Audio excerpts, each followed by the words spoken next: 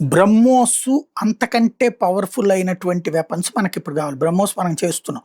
భూమి మీద, గాలిలో, ఆకాశంలో, నీళ్ళల్లో అన్నిట్లలో గూడా ప్రయాణించగలిగి.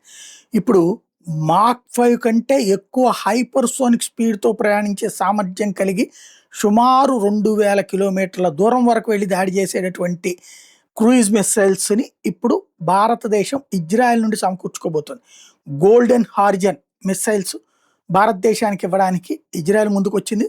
Air launched ballistic missile ALBM ఇవి సాధారణ క్రూయిజ్ మిస్సైల్ కంటే పూర్తిగా భిన్నమైన టెక్నాలజీతో రూపొందించారు. బ్రహ్మోస్ కంటే కూడా వేగం ఎక్కువ. ఫైటర్ జెట్ నుంచి ప్రయోగించే బాలిస్టిక్ మిస్సైల్ ఇది. ప్రయోగించిన తర్వాత ఇది భారీ ఎత్తున చేరి అక్కడి నుంచి కిందకి వేగంగా దూసుకెళ్ళి లక్ష్యాన్ని తాకుతుంది. ఈ ఫ్లైట్ ప్యాటర్న్ వల్ల ట్రాకింగ్ చేయడం, అడ్డుకోవడం కూడా చాలా కష్టం. ఇందులో భారత వాయుసేనలో ఈ మిస్సైల్‌ని సుఖోయ్ 30 ఎంకేఐ ఫైటర్ జెట్లకు అమర్చొచ్చు. ఇలా చేస్తే శత్రు దేశాలకి పెద్ద దెబ్బతీయగలిగినటువంటిది. అలాగే భూగర్భ బంకర్లను ధ్వంసం చేయగలం. ఆర్‌లైన్ కమాండ్ సెంటర్లు ధ్వంసం చేయగలం. భారీ రక్షణ ఉన్న టార్గెట్లను ధ్వంసం చేయడానికి ఈ మిస్సైల్ ఉపయోగపడే డిజైన్ అయింది. ఇది భారత్‌కి లాంగ్ రేంజ్ ప్రెసిషన్ స్ట్రైక్ సామర్థ్యాన్ని పెంచి ప్రాంతీయ డిటరెన్స్‌ని బలోపేతం చేయడానికి ఉపయోగపడుతుంది. ప్రపంచంలో చాలా తక్కువ దేశాల్లో మాత్రం ఎయిర్ లాంచ్డ్ బాలిస్టిక్ మిస్సైల్స్ ఉన్నాయి.